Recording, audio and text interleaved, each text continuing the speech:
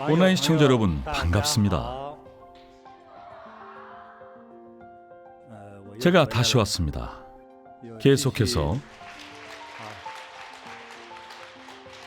계속해서 운명이란 어려운 주제에 대해 이야기할 건데요. 이렇게 여러분과 함께 토론하고 교류하고 공부하면서 운명의 실마리와 규칙을 알아가는 것이 저는 참 재밌습니다. 이렇게 공부하고 토론하는 과정에서 저 역시 많은 깨달음을 얻고 운명의 천태만상 속에서 규칙을 발견하곤 합니다. 운명은 정말 재밌습니다.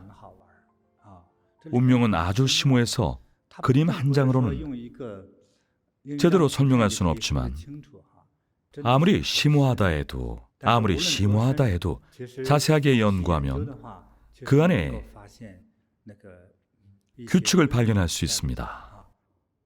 사실 사람의 운명은 일종의 에너지체입니다. 종합적인 에너지체라고 하는데요. 이 안엔 이런 것들이 포함됩니다. 수명, 부귀, 권력, 건강, 외모, 자녀, 대략 이런 게 있는데, 이런 종합적인 에너지체가 여러분의 운명을 만들고 여러분의 삶 곳곳에 영향을 미칩니다. 그런 겁니다. 따라서 운명의 차이는 에너지의 차이라고 할 수 있습니다.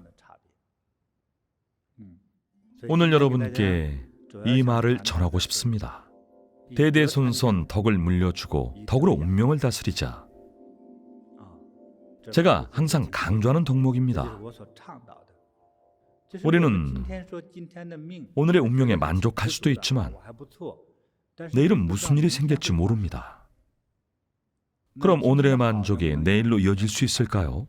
이건 역시 계승이라고 할 수 있죠. 내일로 계승될 수 있을까요? 그 다음 계승은 대대로 물려주는 것입니다. 여러분의 부귀와 덕행을 후대에 물려줄 수 있냐는 거죠. 나이가 적든 많든 상관없이 우리 자신부터 다음의 내용을 잘 배우고 실천하면 어쩌면 우리의 상서로운 운명 에너지를 후대에 물려주거나 우리의 미래가 더욱 나아질 수 있습니다. 내 운명을 내가 만드는 거죠. 우리는 노력을 통해서 미래의 좋은 운명을 창조해 나갈 수 있습니다. 그럼 좋은 운명에 관한 제 소견을 여러분과 함께 나누겠습니다. 우선 소박한 생활 방식을 권하고 싶습니다. 소박한 생활 방식 중에 먹는 것부터 시작하십시오. 밥을 먹지 않으면 굶어 죽지 않습니까? 에너지가 없어지니까요. 오래 굶으면 에너지가 고갈되어 살 수가 없죠. 잘 먹는 것에 대해 요즘에는 많은 사람들이 영양학 얘기를 하는데, 제가 생각하는 영양학은 이렇습니다. 바로 간단하게 먹는 겁니다. 저는 주식으로 저게 밥 한 공기가 전부입니다. 많을 때는 반찬 하나가 더 추가됩니다. 죽, 밥, 반찬이 전부입니다. 쌀 한 톨도 어렵게 얻어진다는 것을 항상 기억해야 합니다. 농작물을 재배해서 식탁에 올리기까지 참으로 어렵고 고된 기나긴 과정을 거칩니다. 농부 아저씨가 매일 밭에서 허리를 굽히고 쭈그리고 앉아 벌레를 잡고 잡초를 뽑으며 비료를 주고 물을 댑니다. 그리고 수확과 가공을 거치는 식자재가 되기 위한 모든 과정이 아주 복잡합니다. 다음으로 우리의 옷차림도 소박하고 단아해야 합니다. 명품과 사치품을 입지 마십시오. 명품은 보통 브랜드보다도 훨씬 비쌉니다. 각 나라의 백화점에 가보면 가장 비싼 매장에 진열된 상품은 엄청나게 비쌉니다. 명품 옷과 명품 가방, 명품 시계와 장신구는 모두 비싸지만 필요 없는 물건입니다. 우리는 검소하고 절약하는 생활 습관을 가져야 합니다. 절약의 장점은 우리 생명의 모든 에너지를 지켜준다는 것이죠. 에너지라는 말을 썼는데요. 우리의 수명과 부귀, 외모, 건강, 후손, 사업, 가족 구성원 등 이 모든 것을 운명 에너지가 지탱해주고 있습니다. 돈이 좀 많은 분들은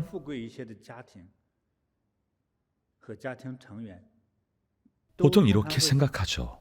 자산이 몇 존에 달하니까 몇 천만 원 주고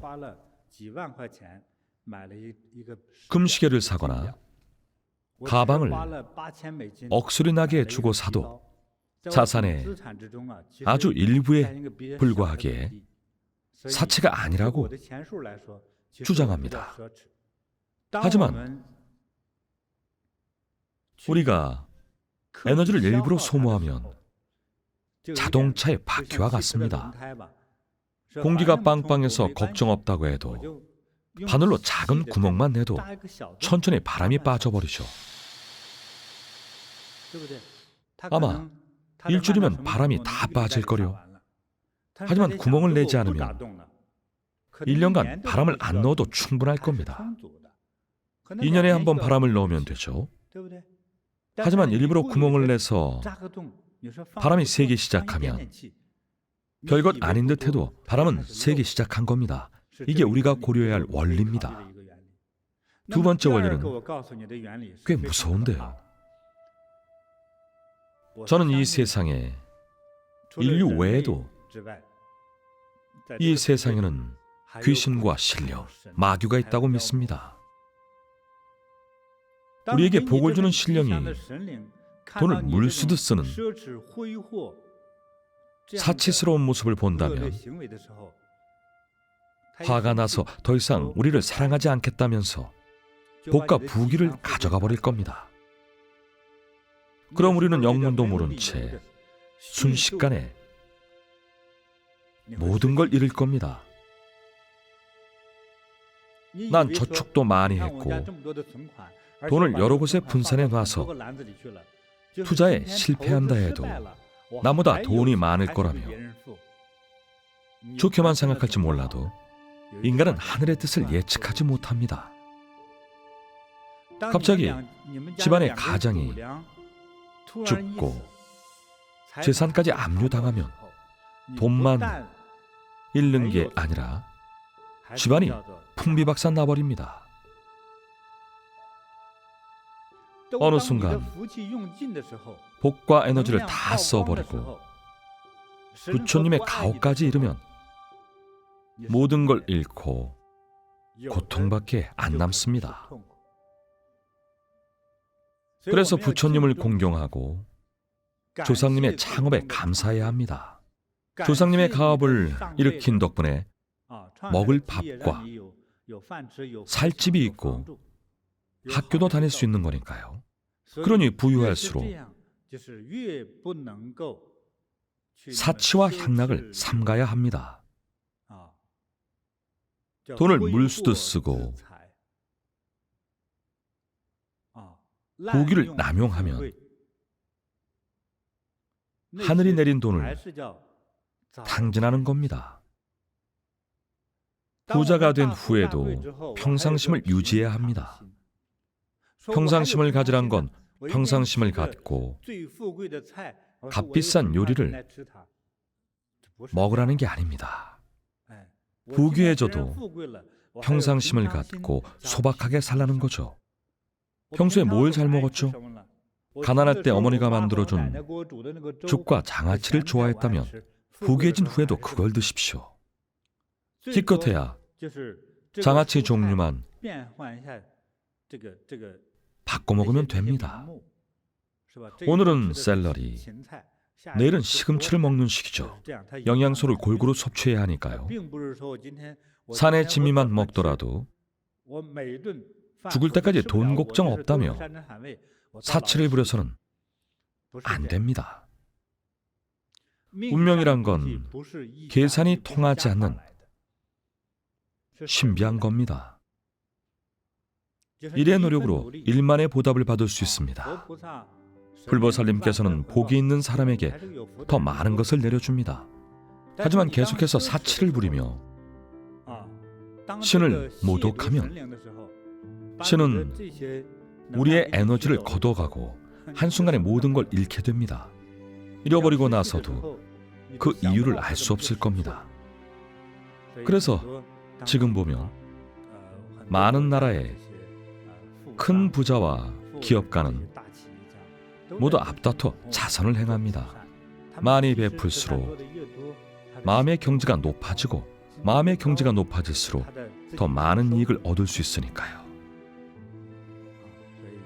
덕을 갖춘 자만이 천하를 얻는다란 말은 정말입니다. 소중한 생명 에너지를 간직하려면 검소한 생활과 소박한 식습관을 유지해야 합니다. 재물이 많아도 평상심을 잃지 않고 사치를 멀리하며 복을 소중히 여기면 불보살님의 가호를 받을 수 있습니다.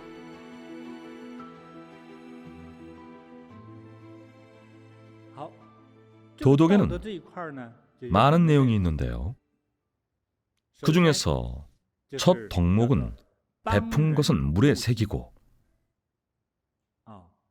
받은 것은 돌에 새겨랍니다. 내가 누군가를 도운 일은, 누군가를 도왔던 일은 절대 펜이나 머리로 기록하지 마세요.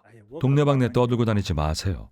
물론 세계 어느 곳에서 재난이 일어나 주변 사람들의 자선모금 동참을 독려하기 위한 것이라면 당연히 해야죠. 하지만 그게 아니고 단지 과시용이라면 하지 마세요. 여러분의 자선 행위를 기억하지도 말고요. 그럼 남을 도운 에너지가 예를 들어 10,000원을 기부하고 그걸 자랑한다면 그 에너지는 1,000원, 500원, 10원이 됩니다. 남을 도운 공덕과 에너지가 줄어드는 거죠. 그래서 남을 도운 건 잊고 받은 은혜는 기억해야 합니다. 우리가 받은 도움과 은혜는 잊으면 안 됩니다. 은혜를 잊으면 소인배죠. 절대 잊어서는 안 됩니다. 그럼 어떻게 해야 할까요? 훗날 형편이 좋아졌을 때 보답하면 됩니다. 첫째는 은혜에 보답하는 것이고, 둘째는 부모님께 효도하는 겁니다. 옛말에 이런 말이 있습니다. 까마귀는 어미에게 먹이를 먹여 효도하고 양은 무릎을 꿇고 젖을 먹는다. 짐승도 이러할진데 사람이라면 더더욱 도덕 중에서 효도를 으뜸으로 생각해야 합니다. 효도가 우선입니다. 키워준 부모에게도 효도하지 않는다면 친구에겐 더하겠죠. 친구끼리는 피 한 방울도 안 섞였으니 언제든 배신할 겁니다. 돈이나 미색을 노리고 친구라며 접근하겠죠. 인정도 의리도 없는 사람일 테니까요. 그러니 사귈 만한 친구인지 알고 싶다면 부모한테 효도하는지 보세요. 부모의 은혜도 모른다면 차갑고 무정한 사람입니다. 그리고 집안에서는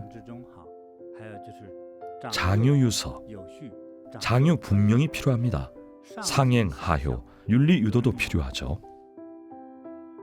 장유유서, 어른과 아이 사이에는 지켜야 할 차례와 질서가 있다. 장유분명, 어른과 아이는 뚜렷이 구분되어야 한다. 상행하요. 윗사람이 하는 대로 아랫사람이 따라한다. 윤리유도. 윤리에는 규율이 있다. 이게 무슨 뜻일까요? 가족 관계는 위아래가 있습니다. 할아버지 때부터 보면 할아버지 때를 조부라고 하죠. 할아버지와 할머니는 관여해야 할 일과 세워야 할 권위, 말하지 않아야 할 것과 모른 척 해야 할 것, 이런 부분을 잘 구분해 행동해야 합니다. 아들과 며느리의 싸움에 직접 끼어들지 말고 손주들 싸움에도 간섭하지 않아야 합니다. 이럴 땐 눈과 귀가 안 좋은 게 유리합니다. 모르는 것이 오히려 약이 됩니다. 자녀가 스스로 번뇌를 해결하게 하십시오. 스스로 인간관계를 배워야 합니다. 얼마나 좋습니까? 자녀가 혼자 해야 할 일을 어른이 대신하지 마세요. 이걸 장유분명이라고 합니다. 나이가 들면 보통 집안일에 상관 안 하지만 아들이 뭔가 상의하러 오면 농담하지 말고 진지하게 들어주세요. 제대로 된 견해를 말해줘야 합니다. 아들이나 며느리 같은 아랫사람에게 말할 땐 농담으로 말하지 말아야 합니다. 직장 동료한테 하는 것처럼 왕씨 아직 안 죽었어? 이러면 안 됩니다. 며느라가 아직 안 죽었니? 듣기 거북하죠. 아들 아직 안 죽었어? 이것도 듣기 거북합니다. 요즘 이런 가르침을 못 받은 사람이 많아서 집안 질서를 무너뜨립니다. 세대 간에 본문을 지키지 않고 지나치게 참견하면 혼란만 가중됩니다. 가족 세대 간의 이런 혼란은 엄청난 재난과 같습니다. 하지만 본문을 잘 지키면 집안에 복이 옵니다. 온 가족이 행복하고 집안 사업이 번창하며 긍정적으로 발전할 수 있습니다. 이 개념은 아주 중요합니다. 다음으로 말씀드릴 건 두 글자 신용입니다. 가족끼리 무슨 신용이냐고요? 어떤 분이 소개해 준 책의 내용인데요. 어느 날 한 아버지가 3살이 채 되지 않은 아들을 책상 위에 앉혀놓고 치킨으로 유혹했습니다. 아들, 아빠가 받아줄 테니 뛰어내려봐. 뛰어내리면 닭다리 줄게. 그러자 아들이 좋다면서 확 뛰어내렸는데 넘어져서 코피가 터졌어요. 아들이 우니까 엄마가 무슨 일이냐며 달려왔죠. 아들이 울면서 말했어요. 아빠가 받아준 데서 뛰었는데 안 받아줘서 떨어졌어요. 아빠가 뭐라고 했을까요? 넌 그 말을 믿냐? 왜 그렇게 순진해? 엄마는 화가 나서 아빠가 어쩜 그러냐고 따졌어요. 아빠가 말했습니다.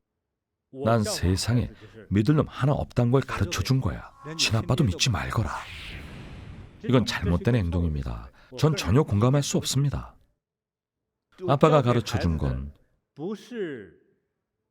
지혜도 아니고 자비도 아니고 박애도 아닙니다. 그럼 뭘까요? 의심입니다. 이 세상 누구도 믿지 마라. 그런 인생이 행복할까요? 그 2살 배기 아이는 이제 모든 걸 의심할 겁니다. 부모조차도 자신을 속이는데 누굴 믿겠습니까? 비록 밖에선 우리가 속을지라도 적어도 가정에서는 진심과 사랑을 느낄 수 있어야 합니다. 행복을 느끼며 진심으로 돕고 진정한 즐거움을 느껴야 합니다. 속이지 말아야 합니다. 믿음이 있으면 사람은 행복을 느낍니다. 특히 아이들이 그렇습니다. 많은 가장들이 아이에게 이렇게 말합니다. 아이 숙제를 예로 들어봅시다. 뭐하고 있어? 숙제는 다 했어? 많은 부모가 이 질문부터 합니다. 아이가 말합니다. 했어요. 혹시라도 아이의 눈빛이 살짝 흔들리기라도 하면 다짜고짜 하, 네가 아빠를 속일 수 있을 것 같아? 아빠가 거짓말하는 아이들을 얼마나 많이 봤는데 너 거짓말하는 거지? 정말 숙제했다고 그러겠죠. 아빠 왜 날 안 믿어요? 더 어리다면 억울해서 울 겁니다. 정말 숙제했는데 아빠가 안 믿어요. 심지어 때리기도 하는 가장도 있습니다. 누구한테 거짓말이야? 아이는 부모 눈을 피했다는 이유로 매를 맞습니다. 그럼 왜 눈을 피했을까요? 숙제를 마친 뒤 게임을 잠깐 했거나 간식을 몰래 먹은 게 전부일 수도 있습니다. 숙제를 안 해서가 아닙니다. 무작정 아이를 때린 이유는 아이에 대한 믿음이 없었기 때문입니다. 억울하게 매를 맞은 아이는 더 이상 신용을 믿을까요? 아닐 겁니다. 벌을 피하기 위한 온갖 방법을 생각하겠죠. 더욱 들통나지 않을 거짓말을 배울 겁니다. 그럼 아이는 커서 쉽게 거짓말하고 남을 속일 겁니다. 행복하지도 않을 겁니다. 따라서 가정에서의 믿음은 매우 중요합니다. 부모가 아이를 믿지 않으면 아이는 거짓말을 배울 것이고 어쩌면 더 심각한 결과가 기다릴지 모릅니다. 제가 이 부분을 깊이 연구해 봤는데 그 결과는 공포였습니다. 아이가 오랫동안 부모의 믿음을 얻지 못하면 아이의 정신 상태는 늘 불안하고 마음은 겉돕니다. 어떤 일에도 집중하지 못하고 문제가 커질 수 있습니다. 부부간에도 믿음이 없으면 갈라서기 쉬운데 부모와 자식 간은 더 갈라서기 쉽죠. 윗물이 탁하면 아랫물은 더 탁한 법입니다. 그래서 믿음은 매우 중요합니다. 상대가 거짓말을 잘하는 사람이라는 것을 알더라도 믿어주세요. 진실한 믿음을 얻으면 거짓말을 고칠 수 있습니다. 믿음을 얻으면 행복하거든요. 가정을 예로 들었지만 기업이나 국가로 확대해 볼 수도 있습니다. 그럼 신용이 가정에 주는 이익은 무엇일까요? 기업에 주는 이익은요? 신용이 소상공인에게 주는 이익은 무엇일까요? 그것이 곧 행복이고 곧 재물이며 신용과 모든 것입니다. 신용은 만금보다 값집니다. 가정에서든 우리가 어떤 사람이든 반드시 신용이 있어야 합니다. 반드시 자신의 신용을 높여야 합니다. 거짓 없이 솔직한 게 더 좋습니다. 그리고 쉽게 약속하면 안 됩니다. 여러분, 재차 강조합니다. 여러분이 내뱉은 말은, 특히 약속한 말은 반드시 지켜야 합니다. 제 어머니가 그러셨죠. 사람과 약속하면 사람이 기다리고 신과 약속하면 신이 기다린다. 신한테 함부로 소원을 빌지 마십시오. 제 아들을 도와주시면 예불 하고 절도 세워드릴게요. 신은 소원을 들어줬는데 약속을 안 지키면 눈을 부릅뜬 신의 기분이 어떨까요? 사람이 눈을 부릅뜰 땐 더 난처합니다. 그건 원망이거든요. 가을이 지나면 함께 가꾼 과수원의 수익을 나누기로 했는데 과일을 팔고 받은 현금을 혼자 꿀꺽합니다. 그러다 걸리면 또 거짓말하며 수익의 절반만 내놓죠. 신용을 어기면 어떤 결과를 초래할까요? 온갖 나쁜 결과를 낳습니다. 심할 경우 목숨을 잃을 것이고 가볍다면 친구를 잃겠죠. 그러니 신용이 얼마나 중요합니까? 좋습니다. 다음 내용에 대해 말씀드리겠습니다. 바로 격리중의입니다. 격리는 이익을 가볍게 여기라는 뜻이고 중의의 의의는 도의를 말합니다. 도의가 이익보다 훨씬 중요하다는 거죠. 친구를 소중히 여겨야 합니다.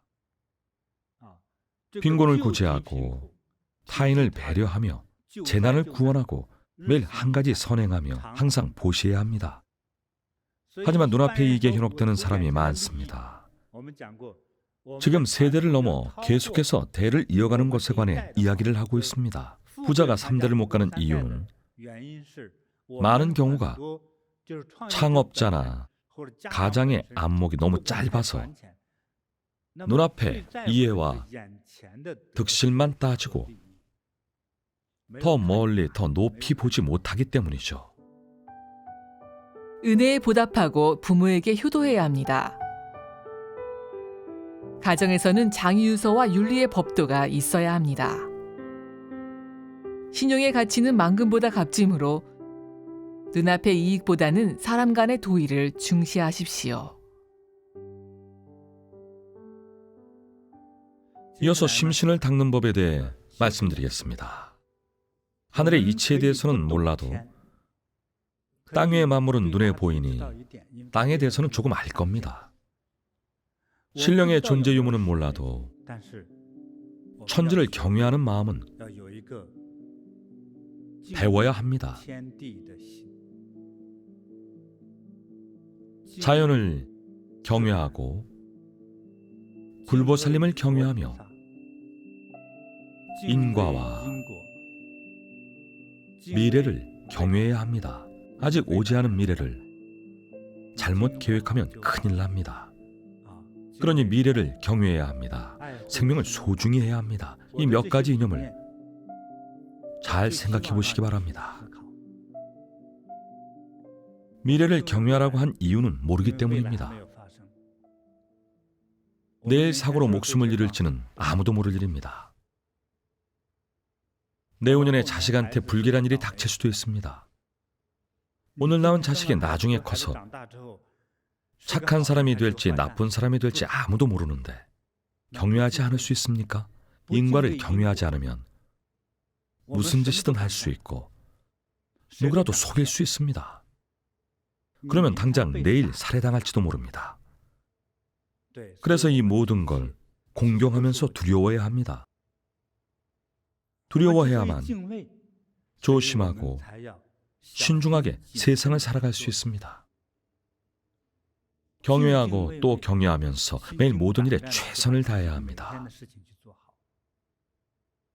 강한 인내심으로 나의 마음을 잘 다스려야 합니다. 인내하고 또 인내하며 자식을 바르게 키워야 합니다. 그렇지 않으면 나와 똑같은 모습을 자식에게 물려줄 겁니다. 사람을 속이고 말을 함부로 내뱉으며 무책임하고 약속을 지키지 않는 사람이 될 겁니다. 지키지도 못할 공수표를 남발하면 언젠가 큰 대가를 치릅니다. 얼마나 위험한지 알겠습니까?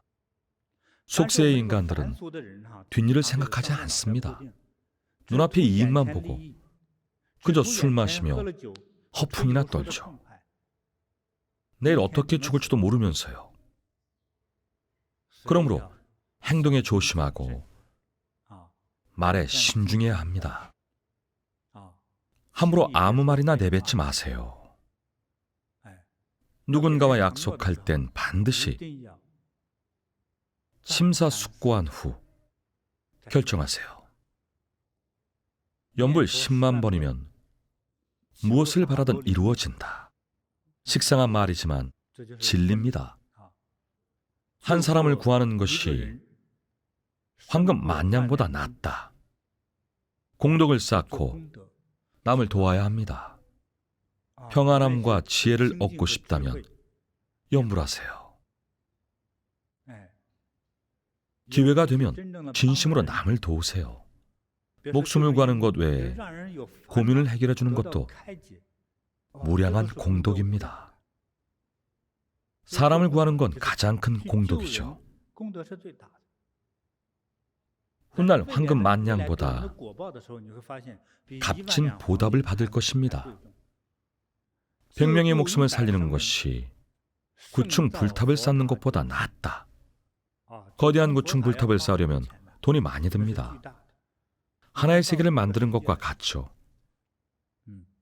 많은 사람을 구하면 어마어마한 공덕이 쌓입니다. 이런 공덕은 자신과 후대에 무한한 복을 선사합니다. 불광이 한 번만 비추어도 일생이 순조롭습니다. 참된 선행으로 공덕을 쌓아 부처님의 광명이 비추면 마음속으로 바란 일이 순식간에 이루어집니다. 복을 주세요. 사람들을 제도할게요. 참 거창한 소원을 비는데 막상 어떻게 해야 할지 모릅니다. 그래서 제가 생각한 생활실천법을 여러분께 자세히 알려드렸습니다. 잘 배우고 실천하면 훗날 반드시 복이 올 겁니다. 하루 3번 성찰하고 자신을 돌아봐야 합니다. 하루에 3번이나 생각할 시간이 있냐고 하는데 10분도 잠낼 시간이 없습니까? 잠들기 전에 잠깐 앉아 참선해도 되고 아침 집안일을 끝낸 후에 10분에서 20분만 투자해도 됩니다. 하루 동안 나의 행동을 돌아보고 하루 동안에 일어난 마음을 성찰해야 합니다. 좋은 사람이 되고자 했는데 어제 남을 욕하고 상처 줬습니다. 질투심이 생겼다면 잘못을 반성하고 바로 뉘우치십시오. 상처 주려는 생각이 든 순간, 특히 행동으로 옮긴 순간 업력이 나타납니다. 누가 그 업보를 받을까요? 본인과 가족, 그리고 배우자가 업보를 받습니다. 재난은 본인과 관련된 누군가에게 닥칠 겁니다. 모두 본인이 일으킨 것입니다. 이처럼 인과응보는 무섭습니다. 그러니 하루에 3번 반성할 줄 알아야 합니다. 자연을 경외하고 불보살님을 경외하며 인과를 경외하고 미래를 경외해야 합니다. 경외하고 경외하면서 모든 일에 최선을 다해야 합니다. 그러면 훗날 황금 1만냥의 보답을 받을 것입니다. 다음은 처세에 대해 말씀드리겠습니다. 사전에 대비해야 합니다. 목마를 때 우물 찾지 마세요. 사전에 대비하는 건 미래를 걱정할 줄 안다는 뜻입니다. 목마를 때까지 기다리지 마세요. 물 한 방울 없는 황무지에서 우물을 팔 건가요? 인생에 대해 자비로운 계획을 세워야 합니다. 자녀 교육을 예로 들면 장차 어떤 아이로 성장할지 모르기 때문에 아이가 태어나기 전부터 어떻게 교육해야 할지 계획을 세워야 합니다. 자녀 교육 하나만 보더라도 미래에 대한 계획이 필요합니다. 소 잃고 외양간 고치기 식으로 왜 이런 자식을 낳았는지 모르겠다며 한탄해도 소용없습니다. 사전 계획이 부족했고 부모가 될 마음의 준비가 부족했기 때문입니다. 애가 어쩜 저렇게 변할 수 있어요? 모든 자식의 문제는 부모와 직접 관련이 있습니다. 본인부터 덕이 있는 부모가 되고자 노력해야 합니다. 업장이 크게 두텁지 않다면 효심 있고 어질며 생각이 깊은 아이로 키울 수 있습니다. 학교 공부나 기술 분야에서 좋은 성과를 거둘 수 있습니다. 이처럼 자녀 교육에 있어 방법도 중요하지만 부모의 마음가짐과 경지가 더 중요합니다. 아이의 미래 모습과 직결되어 있으니까요. 다음 내용을 말씀드리겠습니다. 관용은 지혜이다. 악한 사람은 관용이 없다. 항상 상대에게 나를 세우며 상대방과 싸우고 한마디도 안 지르는 사람들이 있죠. 한마디만 해도 싸우려고 득달같이 덤비는 사람은 교양이 부족한 사람입니다. 관용이 있다는 건 지혜롭고 자비롭다는 뜻입니다. 관용을 베풀 수 있을 때 베풀고 상대에게 여지를 줘야 합니다. 이 말은 삶의 어느 순간에서도 만날 수 있는 소중한 인생의 지혜입니다. 이런 상황이 얼마나 많습니까? 순간적으로 욱해서 함부로 말을 내뱉거나 칼을 뽑거나 총을 들고 말죠. 그러니 우리는 받아들이는 것을 배워야 합니다. 자비를 배워야 합니다. 자비심이 있으면 관용을 베풀 수 있습니다.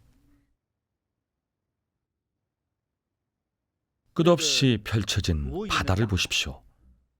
받아들이는 것만 선택했기 때문에 가장 넓고 커질 수 있었습니다. 우리는 살면서 반드시 인생의 희로애락을 겪어야만 합니다. 우리가 받아들이는 것을 배우면 수동적이고 참기만 하며 기죽을 것 같지만 사실은 넓은 아량과 관용, 자비가 있는 겁니다. 이런 사람들은 노년이 편하고 복이 있습니다. 관용 그 자체가 무한한 자산입니다. 그리고 사람을 벼랑 끝까지 몰고 가지 마세요. 아무리 악한 사람이라도 여지를 남겨주세요. 이어서 당부드립니다. 말을 절제해야 합니다. 말이 많으면 실수하기 마련입니다. 많은 사람이 자신을 절제 못하고 함부로 말을 내뱉습니다. 매일 술에 취한 것처럼 끝도 없이 떠들죠. 말이 많으면 실현하는 법입니다. 어떤 사람이 말로 상처를 줄까요? 말이 많을수록 상처를 주는데 누구에게 상처 줬는지도 모릅니다. 말을 부드럽게 하고 감정을 다스려야 합니다. 우리는 자비를 배우면서 선한 마음과 말, 행동에 대해 이야기를 나눴죠. 말을 할 때는 선량하고 자비롭게 해야 합니다. 크게 기쁘거나 슬프거나 화가 날 때는 의논도, 결정도, 행동도 하지 마세요. 충동적인 상태이기 때문에 마음이 차분하지 않아서 살이 분별력이 흐립니다. 배는기 없이 행동하면 잘못을 저지르기 쉽죠. 심지어 극단적인 행동을 할 수도 있습니다. 그러니 진정으로 현명한 사람이 되어야 합니다. 분노하거나 감정이 요동칠 땐 결정과 판단을 잠시 멈추세요. 마음을 차분히 가라앉혀야 이성을 잃지 않고 마음을 어지럽히지 않을 수 있습니다. 잘못된 행동도 하지 않을 거고요. 다음은 친구를 사귀는 것에 대해 말씀드리겠습니다. 이런 친구를 사귀어야 합니다. 도덕성이 높고 착하고 밝으며 생각이 바르고 바람직한 일을 하며 마음이 따뜻한 친구를 사귀세요. 비도덕적인 업종에 종사하는 친구를 사귀지 마세요. 일반적으로 봤을 때 나쁜 일에 종사하는 친구는, 나쁜 일을 한다고 생각되는 친구는 사귀지 마십시오. 나쁜 습관이 있는 친구도 사귀어서는 안 됩니다. 예를 들어 마약을 하거나 모험하는 사람을 조심하세요. 모험의 험이 위험하다는 뜻입니다. 사기꾼도 있습니다. 친구 사이니까 본인한테는 사기를 치지 않지만 옆에 있다 보면 물이 듭니다.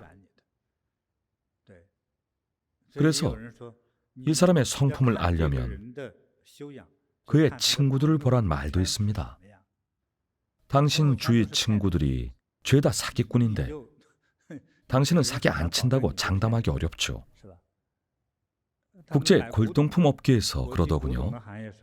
어느 가게에서 가짜 골동품을 샀다면 다신 그 집 물건을 사지 말라고 합니다. 모조품 하나를 들였다면 전체가 모조품일 수도 있기 때문이죠. 인간의 도덕은 한 번 잃으면 다시 바로잡기가 여간 어려운 일이 아닙니다. 그러니 친구를 사귈 때는 마음과 생각이 바르고 착한 친구를 사귀십시오. 태양처럼 밝고 바른 기운을 가진 친구를 사귀세요. 오늘 인연을 맺은 모든 분들과 운명의 개념을 이야기해봤습니다. 어떻게 해야 공덕을 쌓고 복을 누리고 어떻게 해야 장수하고 자녀에게 좋은 삶을 물려주는가, 이에 대한 답을 얻으려면 먼저 자신을 어떻게 잘 닦아야 할지를 생각해야 합니다. 우리의 몸과 마음을 어떻게 잘 다스릴지 말이죠. 나 자신을 잘 다스려야 자손도 잘 가르칠 수 있습니다. 이렇게 자비와 도덕성을 갖춘 마음, 자비와 도덕성을 갖춘 마음으로 생각하고 사람을 대해야만 자손도 자비롭고 관용을 베푸는 착한 사람이 될 수 있습니다. 대대손손 덕을 물려줘야 가문이 길이 빛납니다. 그래야만 상스러운 목표에 다다를 수 있습니다. 관용은 지혜입니다.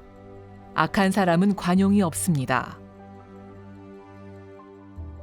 말이 많으면 실수하기 마련이니 평소 말을 절제해야 합니다. 고상하고 착하고 밝고 생각이 바른 마음이 따뜻한 친구를 사귀어야 합니다. 이 모든 당부가 좋은 운명을 이어가는 방법입니다.